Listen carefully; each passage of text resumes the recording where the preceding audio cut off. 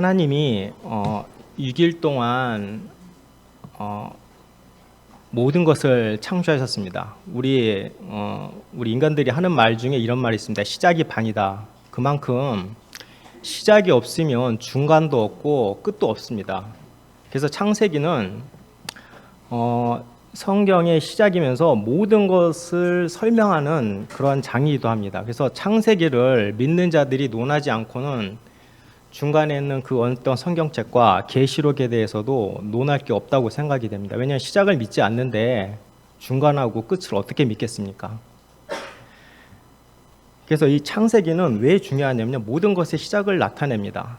해와 달과 우주가 어떻게 만들어졌으며 사람이 어떻게 만들어졌으며 이 시대 때 우리들에게 꼭 필요한 결혼, 그 다음에 자녀, 그래 죄가 어떻게 탄생을 했으며 그로 인해서 사망이 어떤 결과를 낳게 됐는지, 살인도 등장하고요, 여러 민족들도 등장하고 또 다양한 언어들도 등장한다고 이 창세기에 기록이 되어 있습니다. 하지만 모든 것들은 처음에 이런 것들로 시작돼서 계시록에서는 모든 것이 완성되는 걸로 이 성경책이 맞춰지게 됩니다.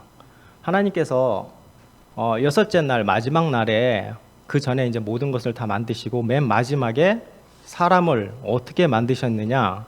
사람의 형상에 따라 만드셨다고 했습니다. 하나님의 형상에 따라 만드셨다고 했습니다. 그 얘기는 기존의 다른 창조물들하고는 완전히 다른 겁니다. 하나님의 형상에 따라 만들었기 때문에 하나님께서는 어떤 하나의 하나님과 어떻게 보면 거의 같이 동행할 수 있는 새로운 인격체를 만드셨다고 이해를 하시면 될 것 같습니다. 근데 그렇게 만들었음에도 불구하고 죄가 이 세상에 들어온다는 거죠. 그래서 그 죄가 어떻게 들어왔냐? 그러면 우리가 창세기를 보다 보면 선악과 얘기가 나옵니다. 선악과 얘기가. 그래서 혹자는 이런 얘기합니다. 하나님께서 선악과를 만드시지 않았으면 죄가 들어오지 않았을 것이다. 그러니까 모든 책임은 하나님이 잘못한 거다. 이런 논리로 말하는 사람들도 있어요. 하지만 제가 이 예를 하나를 들어보도록 하겠습니다. 아이들이 이제 교회에 들어오면 이전에는 지금은 좀 안 하긴 하지만 휴대폰을 다 걷어버렸어요. 그죠? 휴대폰의 문제점을 알고 있기 때문에 교회에서는 휴대폰을 하지 말라고 합니다.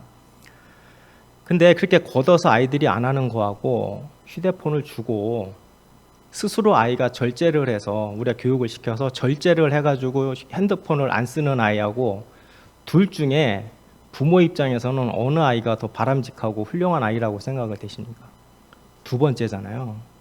그러니까 하나님께서도 본인의 형상에 따라 오늘도 본문 말씀에 있는 존중이라는 단어가 있는데 본인이 만드셨지만 인간에 대해서 인격체로 하나님은 존중을 한다는 거예요.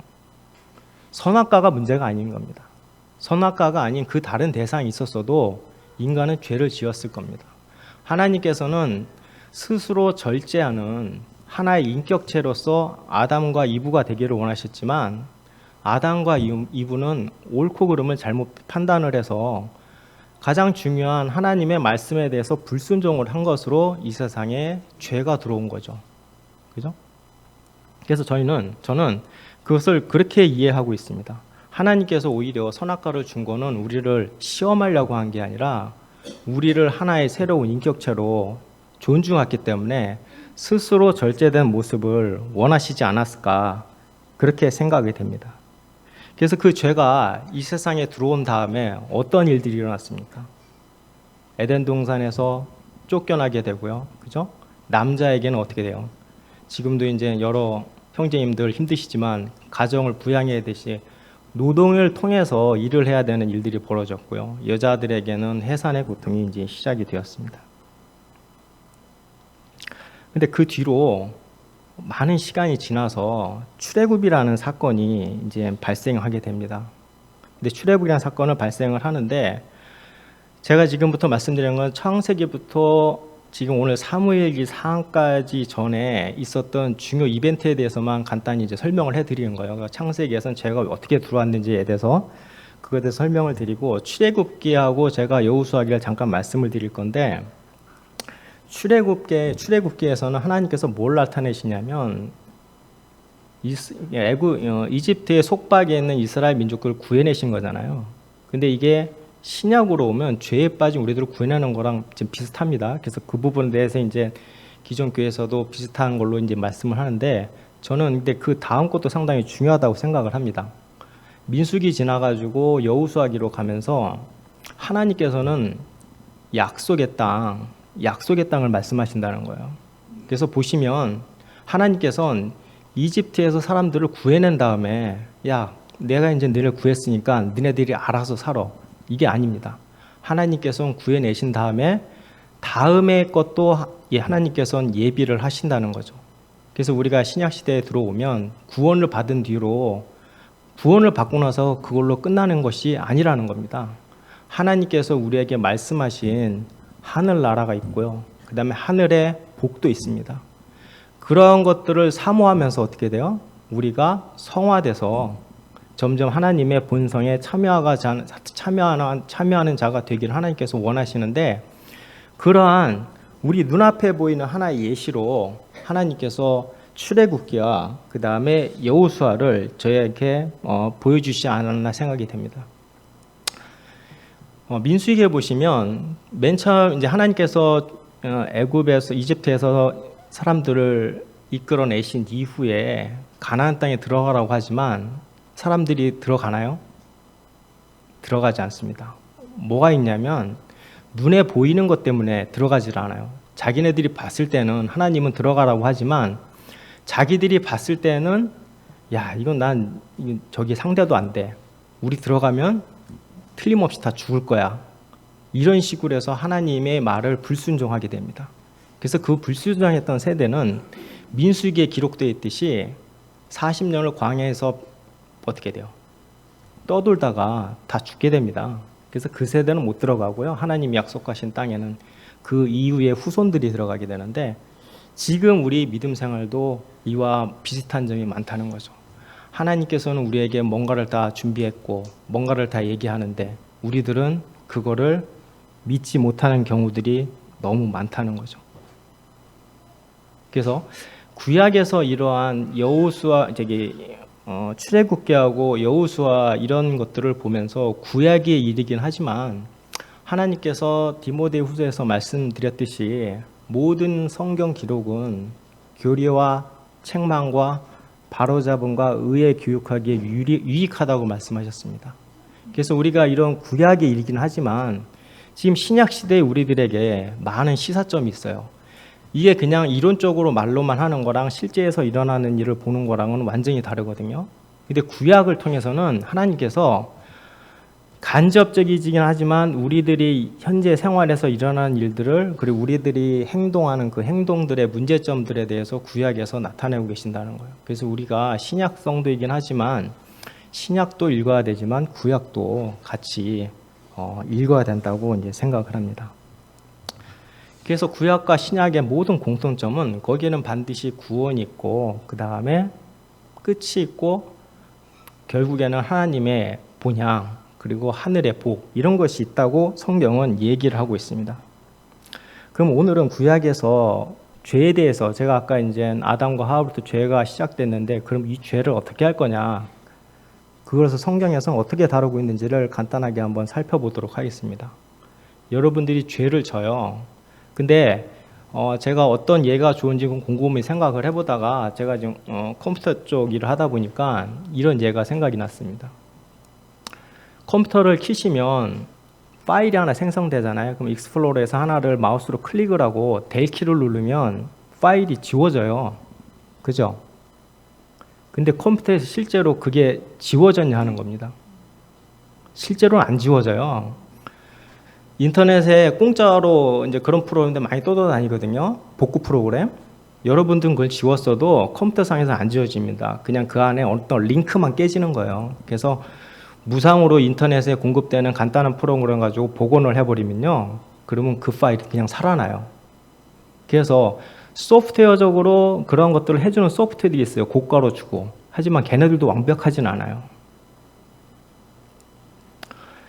그런데 이제 죄들이, 그러니까 그렇게 완벽하지가 않은데 궁극적으로는 그거를 없애려면 어떻게 돼요? 우리가 박근혜 정권 물러날 때 막 여러 가지 조사를 하다 보면 이런 기사를 본 적이 있을 거예요. 하드디스크를 컴퓨터에서 빼다가 전자레인지에다가 넣어가지고 하드디스크를 망가뜨렸다 이렇게 나오잖아요.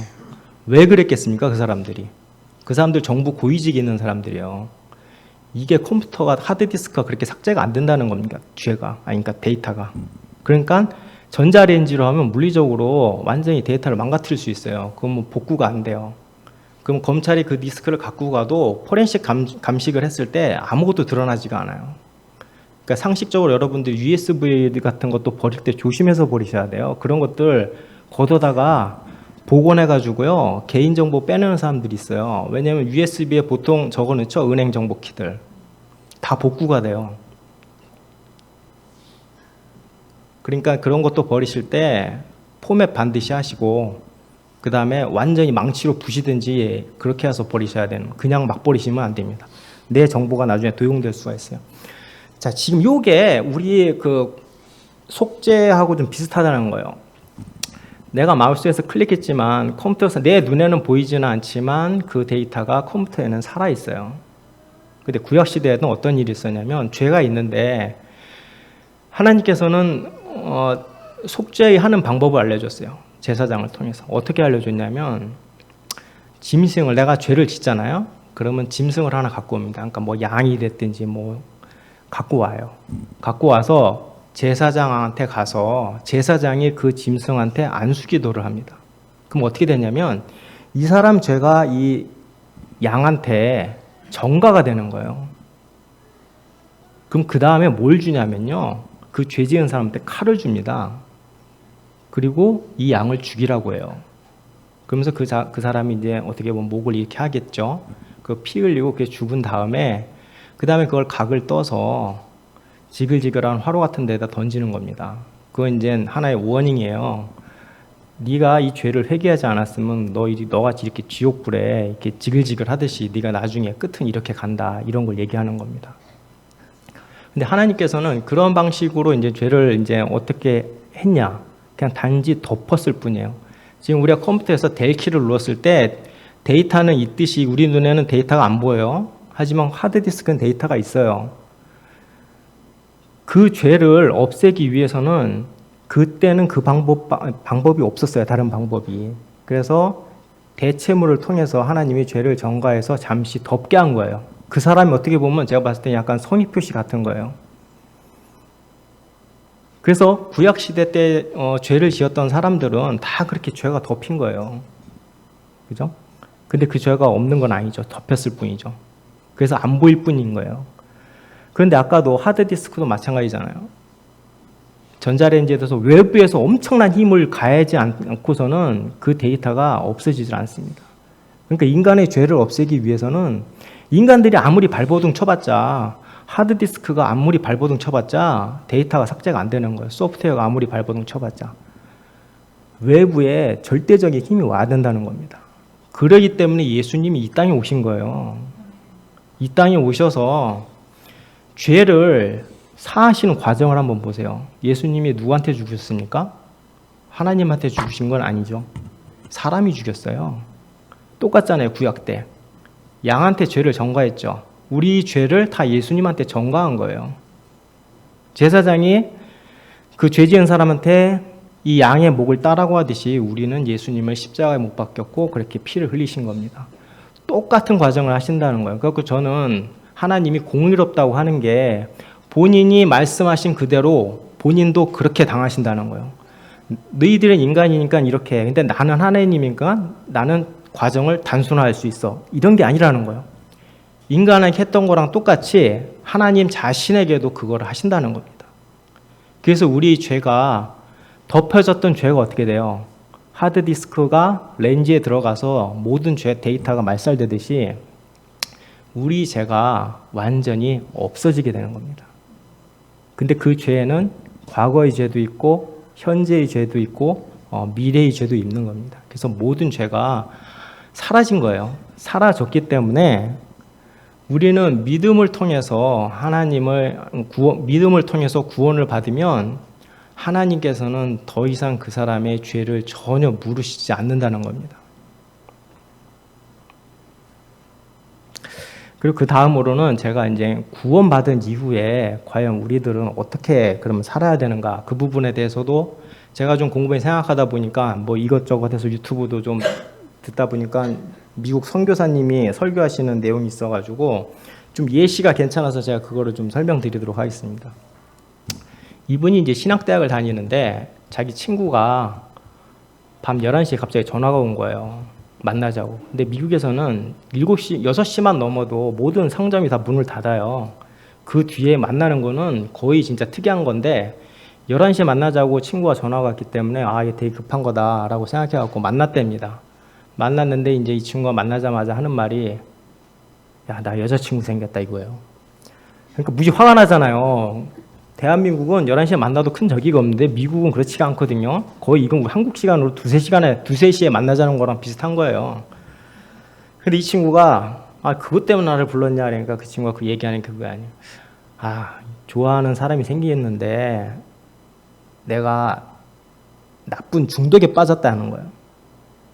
그래서 이 나쁜 중독에 빠진 상태에서 이 여자를 계속 만나는 게 인격적으로 자기는 감당할 수가 없겠다는 거예요. 너 신학원에 다니니까 나한테 설명 좀 해봐라 이렇게 된 거예요. 그러니까 이 친구도 이 선교사님도 뭐 그닥 뾰족한 수가 없어서 이제 신학대학원 교수님한테 데리고 왔어요. 그래갖고 이렇게 얘기한 겁니다. 아, 얘가 지금 여자가 생겼는데 지금 나쁜 거에 중독이 빠졌단다. 근데 이걸 하면서 이 여자를 만나는 건 좀 인격적으로 납득이 안 가니까 이제 어려움이 있으니까 이 부분 어떻게 해야 됩니까? 라고 얘기를 한 거예요. 그럼 보통 저는 이제 거기까지만 들었을 때 제 머릿속에 딱 지나가는 아, 회개하시고 빨리 그 죄를 빨리 없애시고 그 여자분을 만나세요. 이렇게 이제 보통 얘기를 했을 것 같은데 답변이 아주 제가 생각했던 건 다른 거예요. 그 중독에 빠진 건 그냥 놔두세요. 놔두시고 이 여자분한테 집중하라는 거예요. 그러니까 이 여자가 장미꽃을 좋아하는지 뭐 호박꽃을 좋아하는지 뭐 이렇게 중종별로 알아보고 그다음 이 여자가 어떤 영화를 좋아하는지 또 어떤 음식을 좋아하는지 월요일 날은 만나서 뭐 할 거고 목요일 날은 만나서 뭐 할 건지 이 여자한테 집중을 하라는 거예요. 그래서 일단 그러고 그냥 끝났답니다. 그리고 이제 1년 뒤에 그 친구를 만났는데 그 목사님이 교사님 이제 교수님이 하라는 대로 했나 봐요. 그래갖고 이제 물어봤어요. 야, 너 1년 전에 그 뭐 이상한 거 그거 어떻게 됐니? 그러니까 이 사람이 기억을 못했답니다. 그래갖고 아, 1년 전에 네가 뭐 여자친구 있었을 때 좀 이상한 얘기 했었잖아. 그러니까 이 친구가 깜짝 놀라는 거예요. 그때 신학원 교수님이 얘기한 대로 돌아가서 그렇게 했대요. 그러니까 어떤 일이 벌어졌냐면 지금은 그 중독에서 헤어났다고 합니다. 근데 제가 이거를 듣고서 제가 좀 느꼈던 거는 이런 거예요. 초점을 어디에다가 두냐가 상당히 중요하다는 거죠. 즉 우리가 신앙생활을 할 때 죄에 초점을 두는 거랑 그 다음에 하나님한테 초점을 두는 거.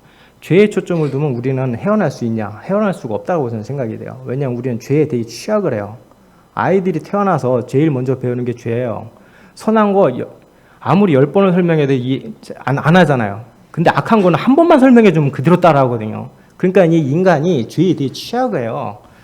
그래서 이분은 죄에 집중하는 것보다 하나님한테 집중하는 게 오히려 죄를 덜 짓게 되는 거다. 이런 식으로 얘기해야 되는 거예요. 그래서 저도 이제 그 말씀을 듣고 나서 야, 진짜 좀 맞는 말인 것 같다라는 생각이 들어요. 그게 또 어떤 점이 또 있냐면 죄가 있잖아요. 사람이 죄를 지으면 반드시 이제 회개는 해야 됩니다. 이게 아까는 이제 그 얘기랑 하다 보니까 회개가 빠지기는 하는데 믿는 사람들은 반드시 죄를 지으면 회개를 해야 돼요. 근데 죄를 지을 때 죄를 짓고 나서 우리가 이제 또 하나님한테 어떤 대가를 바라는 경우가 있어요. 이런 거죠. 하나님, 내가 100일 동안 새벽 예배를 드릴게요. 이 죄를 나한테서 없애주세요. 하나님은 뭐든지 할 수 있으신 분이긴 하지만 기도를 그렇게 했다 이거예요. 근데 하나님께서 모든 것에 다 응답을 하시냐? 그렇지는 않아요. 때에 따라서 응답하실 것에 대해 응답하시지 모든 것에 대해서 다 해주시지는 않는 거거든요. 그럼 100일 지난 다음에 그대로 있어요. 그럼 어떻게 돼요? 아, 나의 정성이 부족했구나. 100일 더 해요. 그럼 어떻게 돼요? 200일 됐죠. 200일 된 다음에 안 하잖아요. 제 경험도 돼요, 그런 게. 이게 하나님한테 원망이 가는 거예요. 아니, 난 이렇게 열심히 노력을 했는데 도대체 하나님 이거 왜 안 해주시냐? 하나님이 해줄 때는 일도 아닌 것 같은데. 그러니까 이게 죄에 집중해서 이상하게 돼버리면, 특히 하나님하고 거래 관계로 가려고 하면 문제가 생긴다는 거예요. 마귀가 역사하는 것도 있어서 내 스스로 함정에 빠져버리는 거예요. 그러니까 죄에 집중하는 것보다는 하나님한테 포커스를 맞추는 게 오히려 더 낫다는 거예요. 인간이 앞으로 우리가 살아가는 데 있어서는. 그래서 그렇게 죄에 대해서 우리들이 그렇게 집착을 하고 하는 부분에 있어서 제가 이런 예시를 들으면서 참 이게 맞는 얘기인 것 같다. 우리 어렸을 때 어떻게 합니까? 예를 들어서 제가 만일에 반에서 10등을 해요. 그럼 부모한테 얘기를 합니다. 이번에 내가 죽도록 공부해서 5등 안에 들겠다. 이번에 N사에서 아주 좋은 신발 하나 나왔는데 그거 하나 사달라. 한 15만 원 하죠. 그 당시에는. 그럼 부모님은 어떻게 돼요? 달러빚을 얻어서라도 해주잖아요. 그러면 이제 내가 그걸 해서 해요. 근데 신앙생활도 그와 비슷하게 하면 안 된다는 거죠. 하나님한테 얘기해요. 하나님, 내가 뭘 할 테니까 하나님 뭘 해주세요. 또는 하나님이 뭘 해주시면 내가 뭘 할게요. 라는 게 있어요. 저 이번에 과장 승진인데 과장에 승진이 되게 해주면 제가 앞으로 1년간은 교회 청소하겠습니다. 뭐 이렇게 조건을 달고 들어가게 되면요, 과장의 시험에서 떨어지잖아요. 그러면 난 이제 1년 동안 청소 안 해도 되는 거예요. 이게 그러니까 위험한 게 그거예요. 하나님과는 절대로 딜을 하면 안 되는 거예요. 딜할 대상이 아니에요. 그게 하나님이 우리 부모와 같다라고 얘기는 하지만 우리 부모한테 했듯이 하면 안 되는 거야. 그건 육적인 부모한테는 그게 돼요. 그죠? 육적인 부모도 사실 제가 봤을 땐 제가 이제 애들 키우다 보니까 들어줄 이유는 없다고 생각합니다. 아니, 자기가 공부 잘하면 내가 득볼 게 하나도 없어요. 나중에 결혼하면 와이프가 좋은 거예요, 그게. 뭐 결혼해갖고 돈을 달라고 하면 이제 생색을 내죠. 그죠? 득볼 게 하나도 없어요. 하나님이 입장에서 봐서도 이 세상에서 잘 먹고 과장되고 그게 중요한 게 아니야. 하나님 관점에서는. 하나님의 관점에서 본성에 참여한 자가 중요한 거지. 그러니까 자꾸 하나님께서 별 관심도 없는 상황을 자꾸 그걸 가지고 하나님하고 딜을 하려고 하면 스스로 모순에 빠지고 스스로 신앙생활에 이제 문제가 된다고 합니다. 할 것 같습니다. 그래서 가장 중요한 건 어디에 초점을 두고 있느냐. 그리고 절대로 이제 하나님하고 이제 딜할 생각을 하지 말아라. 그게 우리들이 신앙생활을 하는 데 있어서 상당히 이제 중요하다고 생각됩니다. 그 구원받은 이후에는 저런 게 있어요. 여정이라고 하잖아요. 그죠? 어떤 사람은 이제 구원에 이제 목숨 건 사람들이 있어요. 나는 이제 구원만 받으면 끝이다. 왜냐하면 계속 구원에서 떨어져 나갈 수가 있다는 것 때문에 죽을 때까지 구원에 대해서만 고민하다가 그렇게 이제 돌아가시는 분들이 많잖아요. 지금도 이제 구원에 대해서만 고민하시는 분들도 있고. 하지만 성경은 항상 얘기합니다. 인생은 나그네라고 얘기합니다. 나그네. 또는 수증기와 같은 인생, 뭐 이렇게 쭉 얘기하는데 그 안에서 나그네라는 거는 구원받은 사람한테 해당되는 거예요. 구원받은 사람한테 나그네라는 거예요. 그러면 성경에서는 구원받은 이후에 성화라는 데에 대해서 상당히 많은 부분을 할애하고 있어요. 그러니까 우리가 구원의 단계를 넘어서 이제 성화의 단계도 우리들이 이제 생각은 해봐야 됩니다. 하지만 이제 우리들이 구원에 대해서 착각하는 게 있어요. 나는 스스로 구원을 받았다고 하는데 실제로는 구원을 못 받은 수도 있어요. 그렇기 때문에 항상 그 부분에 대해서는 의심이 아니라 항상 경계는 해봐야 돼요. 제가 봤을 때는 그런 겁니다. 이게 열매가 나와야 된다는 거죠.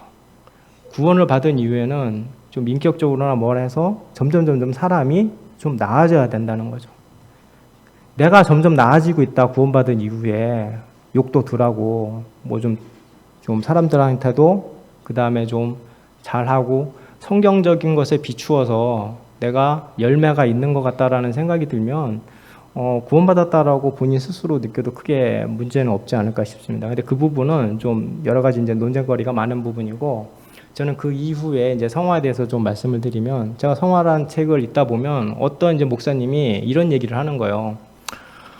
인생은 여정과 같은데 나그네라고 하니까 사람들이 별 필이 안 온다는 거예요. 그냥 왔다 그냥 가는 거 안 오죠. 근데 이분은 어떤 얘기를 하냐면 그 인생의 여정을 A 봉우리에서 B 봉우리로 A봉우리에서 B봉우리가 있는데 거기 다리가 있잖아요. 다리를 지나가는 걸로 이해를 하면 좋을 것 같다라는 거예요. 그래서 저도 그게 딱, 그 얘기를 딱 듣는 순간, 이제 미국인 이제 목사님 주석서인데, 이게 너무 좋은 거예요. 왜냐하면 그걸 하니까 좀 제가 궁금했던 부분들이 많이 풀리는 거죠.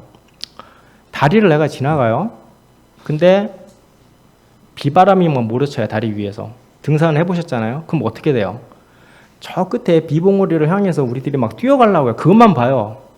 옆에 이렇게 안 보시잖아요. 뒤도 안 봐요. 왜냐면 절로 가야 되니까. 근데 햇빛이 쨍쨍하면 어떤 일이 벌어져요? 가만히 서요. 왜?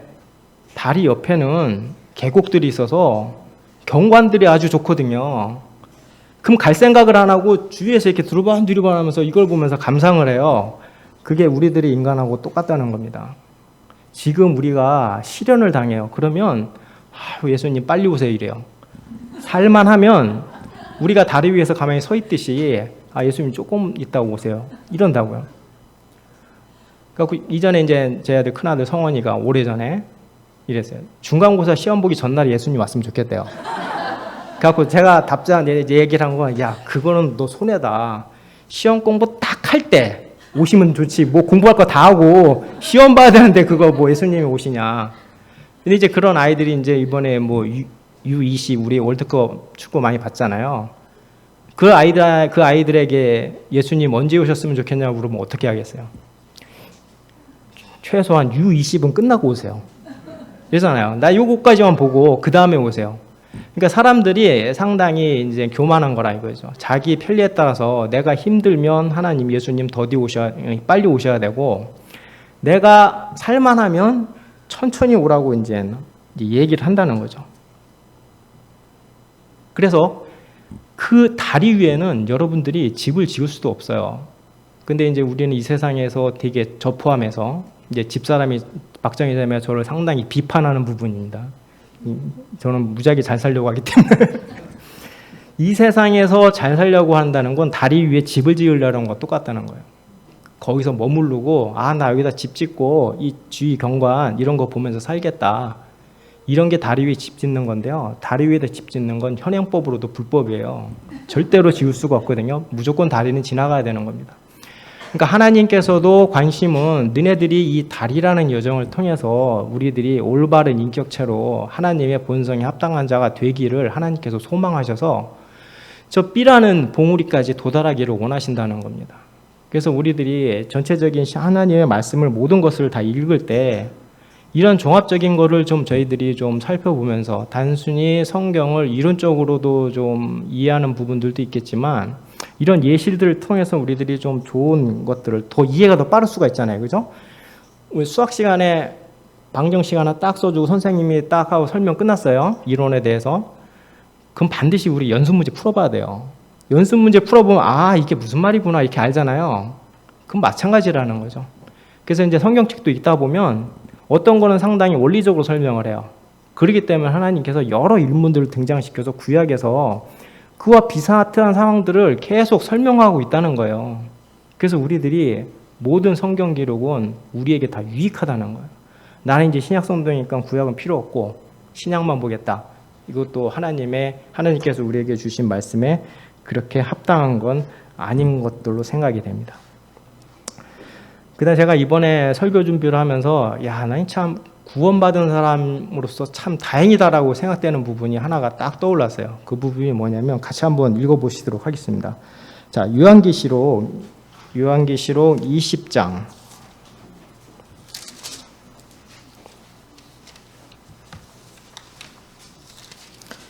요한계시록 20장 12절. 자, 여기는 어디냐면요. 모든 것이 다 끝난 다음에 구원받지 못한 사람들을 심판하는 신앙자 심판에 대해서 설명하는 겁니다. 그래서 요한복음 20장 12절을 보시면 제가 한번 크게 읽도록 하겠습니다. 또 내가 보매 죽은 자들이 작은 자나 큰 자나 할 것 없이 하나님 앞에 서 있는데 책들이 펴져 있고 또 다른 책이 펼쳐져 있었으니 곧 생명책이라. 죽은 자들이 자기 행위들에 따라 책에 기록된 그것들에 근거하여 심판을 받았더라. 이렇게 되어 있습니다.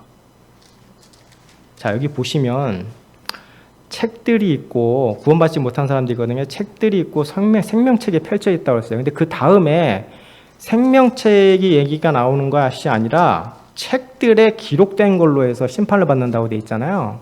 그죠? 근데 우리 믿는 사람들은 어떻게 돼요?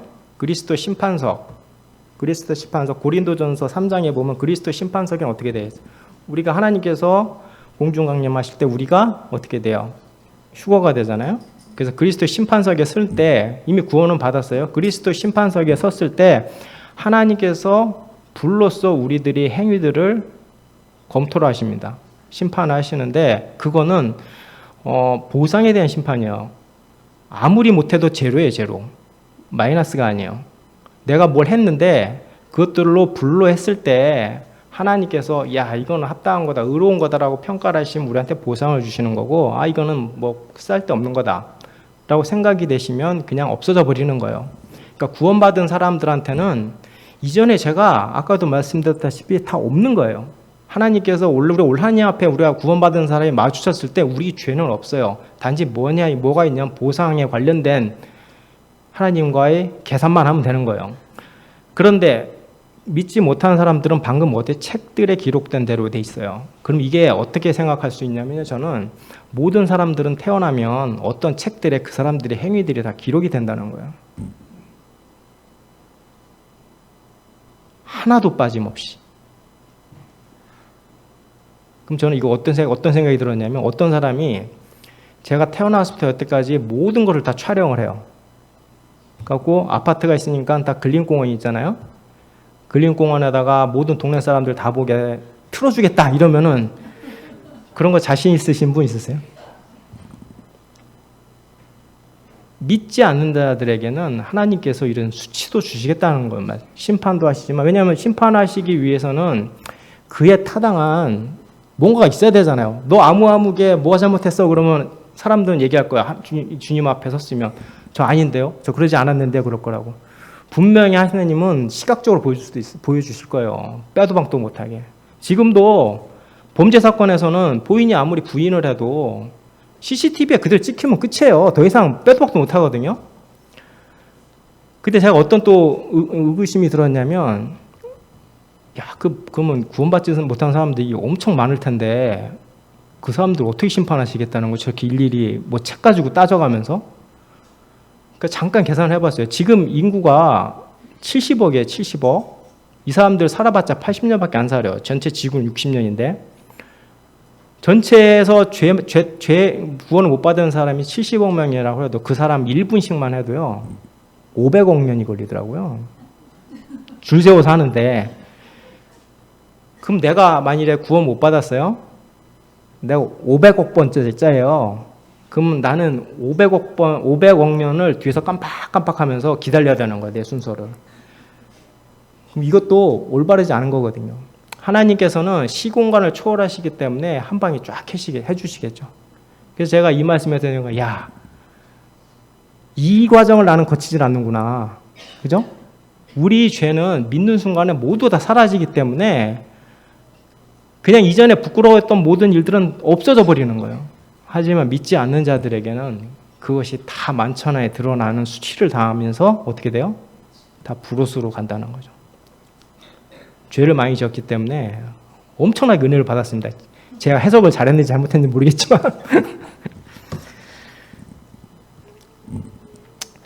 자, 그 다음에 이제 민수기에서 아까도 이제 그 출애굽을 한 다음에 이제 민수기 쪽을 지나가면서 사람들이 가나안에 들어가라고 했지만 예수님께서 들어가지 않았어요. 사람들이 왜 불신 때문에 들어가지 않았지만 여호수아기를 오면서 여호수아기에서는 이제 하나님 땅에 들어가는 일들이 이제 발생을 합니다.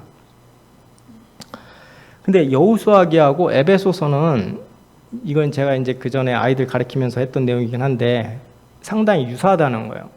에베소서는 여호수아는 어떻게 돼요? 그 전에 민수기는 불순종한 거잖아요. 여호수아는 하나님의 합당한 사람이에요.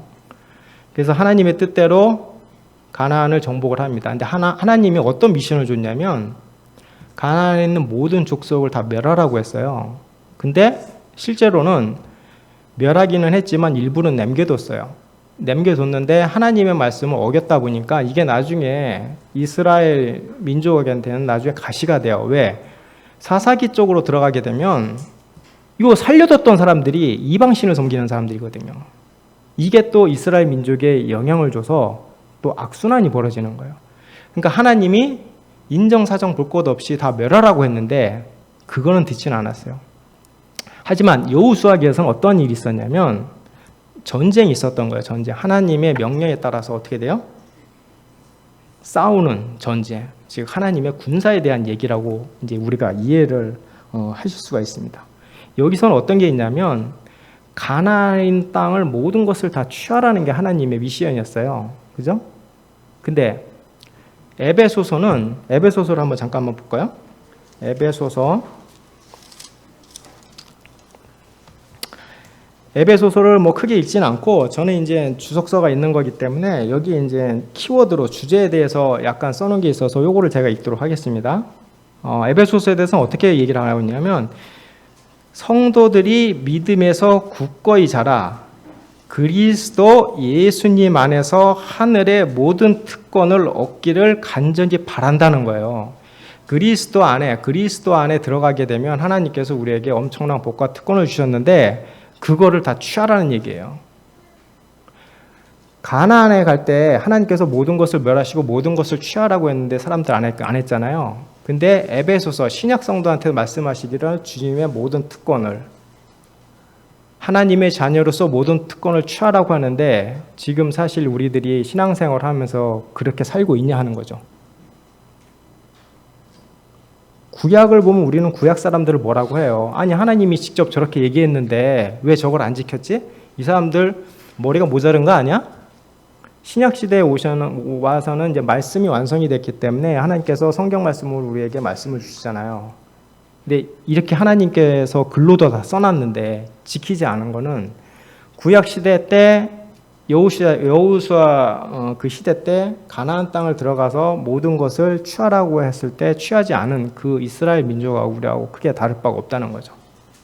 그래서 이게 상당히 비슷한 면이 있는 거예요.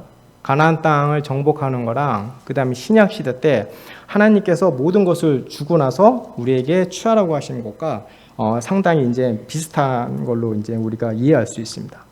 자, 에베소서를 피셨기 때문에 에베소서 1장 15절부터 23절 다 같이 한번 큰 소리로 한번 읽어보도록 하겠습니다. 15절부터 23절 소제목은 영적 지혜를 구하는 기도예요. 자, 읽도록 하겠습니다.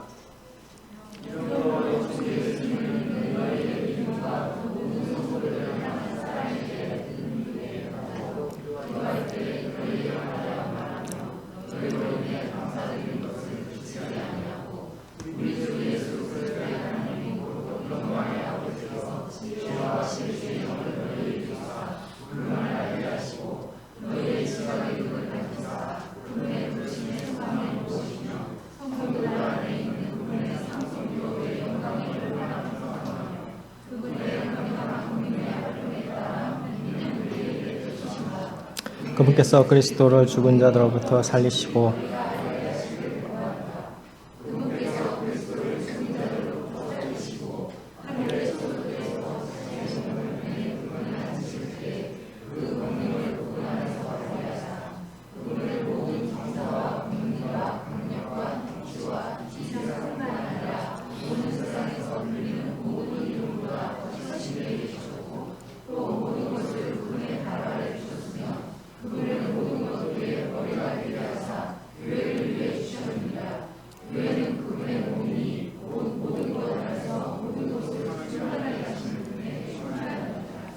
자, 마지막 절을 보시면 교회는 우리인데 그분의 몸이니 곧 모든 것 안에서 모든 것을 충만하시게 하시는 분의 충만이라 이렇게 돼 있어요. 그러니까 이거는 어떻게 보냐? 모든 것을 하나님이 주시는 모든 특권을 다 누릴 수 있다라는 것을 이제 얘기하고 있는 겁니다. 우리는 기도를 할 때 신약 성도에 대해서 기도를 할 때 물론 세상 복에 대해서 많이 기도를 합니다. 근데 하나님께서는 영적 지혜를 구하는 기도를 하기를 우리들한테 원하신다는 거예요. 이 세상은 잠깐 있다가 지나가는 거랍니다. 하나님은 제가 봤을 때는 이 세상에서 어떤 믿는 사람은 잘 살게 할 수도 있어요.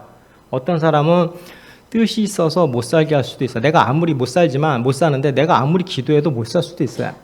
그거는 어떤 하나님의 이제 뜻이 있는 겁니다. 그거는 이제 나중에 이제 올라가서 이제 얘기를 해봐야 될 상황인 거고요.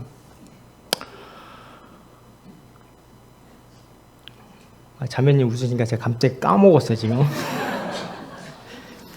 그래서 우리가 이 세상을 사는 데 있어서 하나님께서는 뭐라고 하냐, 항상 기뻐하라고 하십니다. 그죠? 근데 항상 기뻐하라는 게 어떻게 이것을 저는 이해를 하냐면, 좋은 일이 있을 때 기뻐하는 건 전혀 문제가 없어요. 그죠? 근데 나쁜 일이 있는데 기뻐하라는 거는 미쳤거든요. 그죠? 근데 나쁜 일이 있어도 기뻐하라는 겁니다. 즉 나쁜 일이 있을 때는 하늘의 소망을 생각하라는 거예요. 그죠? 그러니까 인생 전체 살아서 만일에 어떤 사람이 70년을 살아요. 근데 이건 그닥 좋은 예는 아니지만 제가 한번 예를 하나 드리겠습니다. 어떤 부자가 와서 저한테 딱 1년만 거지로 살면 1년 뒤에 100억 줄게요 그랬고요. 그런 제안을 했다고 생각을 한번 해보세요. 그럼 1년 동안 내가 못 살아도 1년 지나면 내가 100억을 받으니까 문제 없잖아요. 그죠? 그와 비슷하다는 거죠. 내가 이 세상에서는 잘 못 살아요.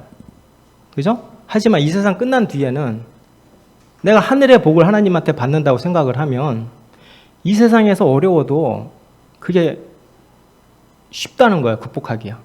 저랑 거 똑같아요. 제가 만일에 제안을 받아서 제가 받아들였어요. 저 1년에 거지같이 살아요. 그죠? 근데 이제 주위에 거지들도 많고 사람들이 있잖아요. 옆에 제가 거지인데 옆에 BMW 타고 가는 차가 하나 지나가요. 부러울까요? 안 부러워요. 1년 지나면 나는 벤틀리 살 건데?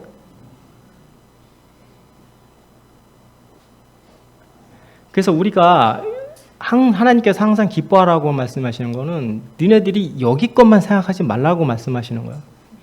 여기서의 기쁨이 있고 사는 게 좋아서 하는 것도 있지만 아까 그 거지도 저 같은 거지도 생각을 하잖아. 나 지금 어려워. 하지만 이건 지금 힘들잖아요. 그죠? 근데 1년 뒤에는 어떻게 돼요? 나한테 보상이 있잖아요. 1년 뒤에는 나 완전히 다른 삶인데 지금 라면을 먹어도 즐거운 거예요. 1년 뒤에는 나 이제 다른 삶이니까. 지금 우리 현실에 대한 인생도 똑같다는 거죠. 전체 우리가 앞으로 하나님의 시간 테이블은 영원이에요. 영원. 영원에서 70년은 아무것도 아니라는 거죠.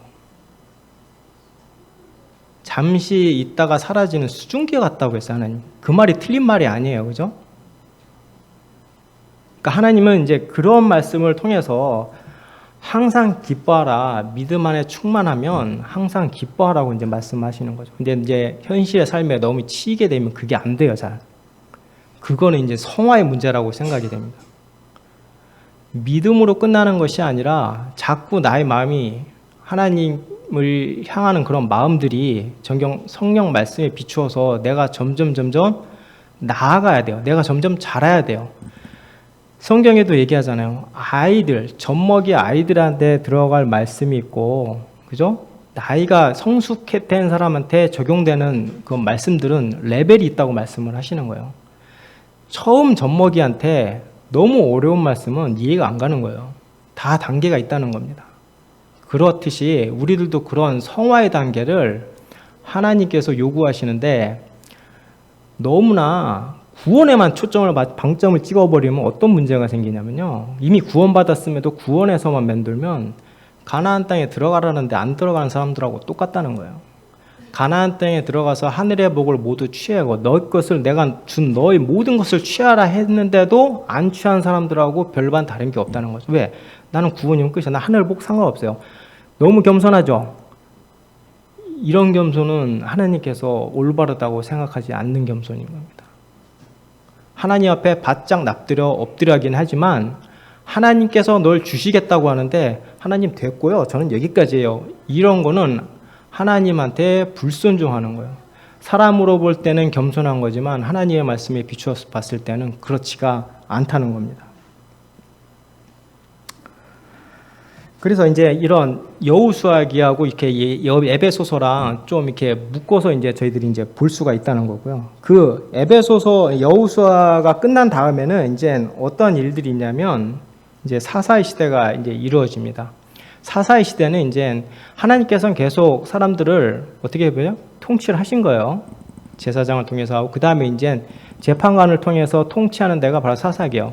그래서 아까도 말씀드렸듯이 여호수아기는 가나안 땅을 정복하는 일을 설명하고 있는 거예요. 근데 그 안에 일부 민족을 남겨뒀잖아요. 이방 민족을. 근데 사사기 시대 때는 그 이방 민족들이 어떤 영향을 끼쳤는지, 이스라엘 민족들이 얼마나 문제점을 일으켰는지를 설명하고 있는 부분이 바로 사사기예요. 그래서 사사기에서는 상당히 이제 흥미로운 일들이 있네요. 하나님한테 반란을 해요. 그러니까 하나님을 거부해요. 거부하면 어떻게 되냐? 하나님께서 또 이 사람들을 징벌을 하시는데 어떻게 하시냐면 외부의 민족에 침입을 해서 고통을 줘요. 그럼 고통을 주면 또 어떻게 돼요? 또 잘못했다고 또 하나님한테 빌어요.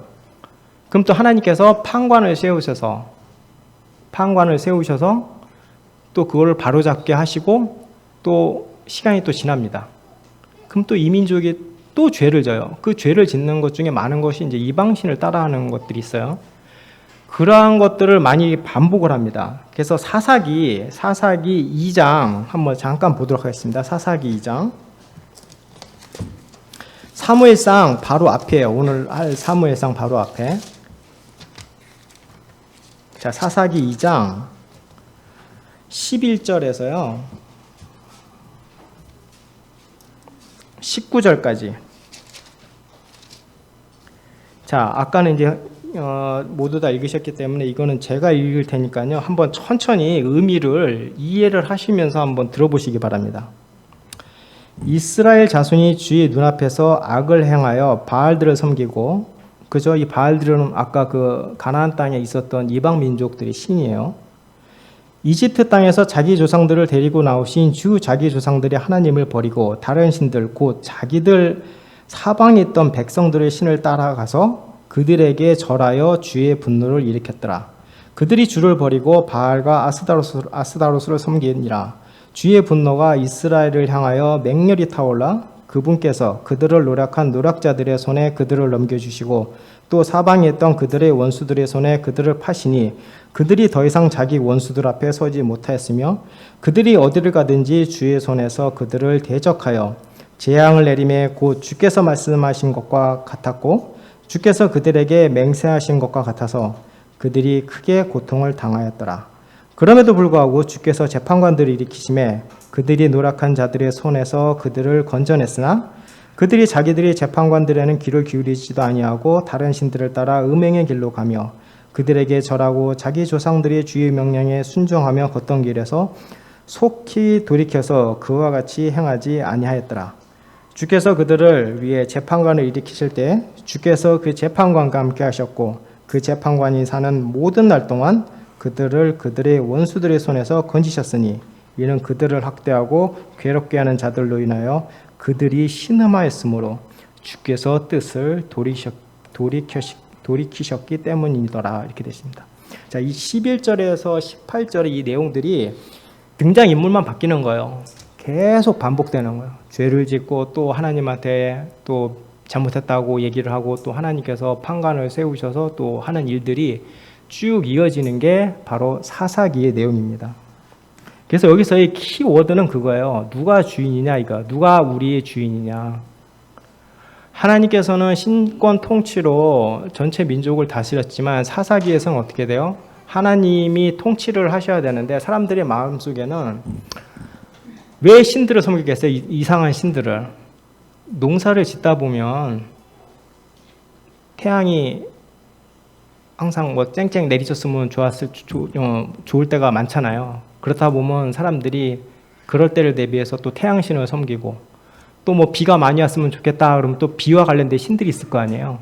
사람들이 다 자기의 마음의 욕심에 따라서 신을 택했다는 겁니다. 분명히 자기네들 그 땅을 살아가는데 어떤 욕심들이 있었을 거예요. 그 욕심들에 따라서 신을 자기들이 선택했다는 거예요. 그 얘기는 내가 나의 왕이다라는 거예요. 하나님이 왕이 아니고. 그렇게 살다가 어려움에 처하면 또 하나님한테 빕니다. 잘못했다고.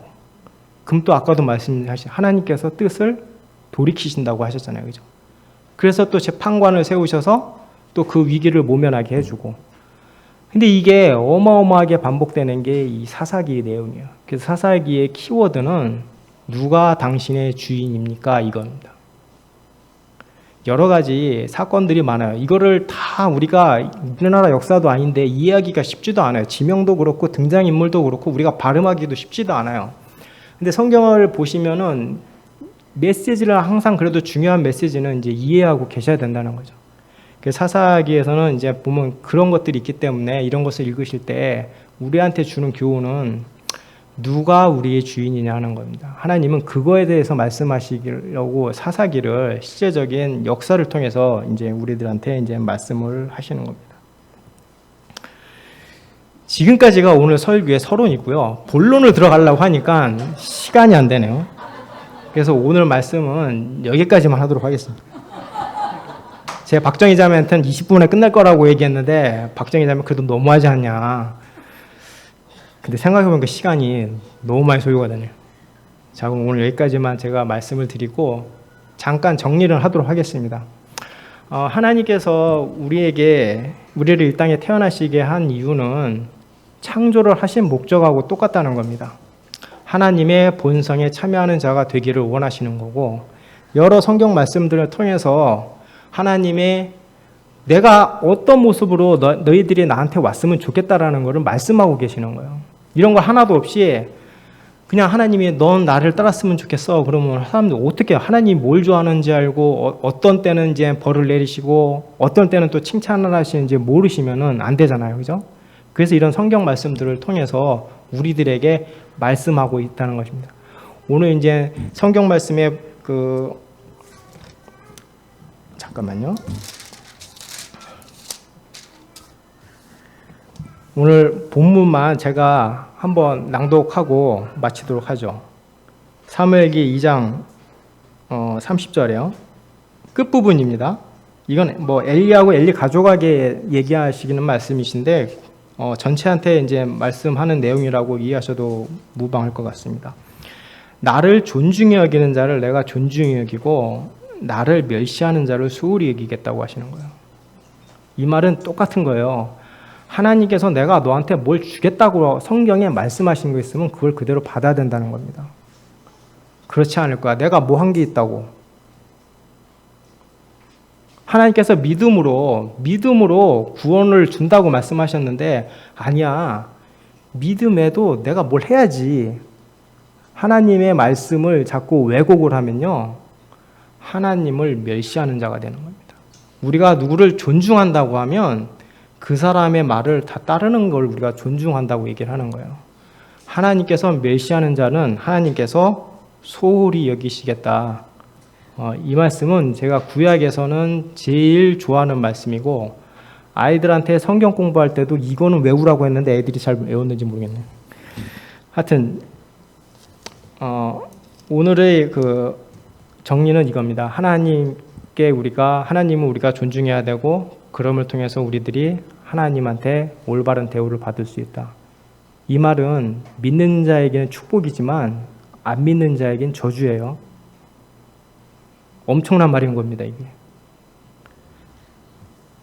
오늘 이것으로 설교를 마치고 기도를 하도록 하겠습니다.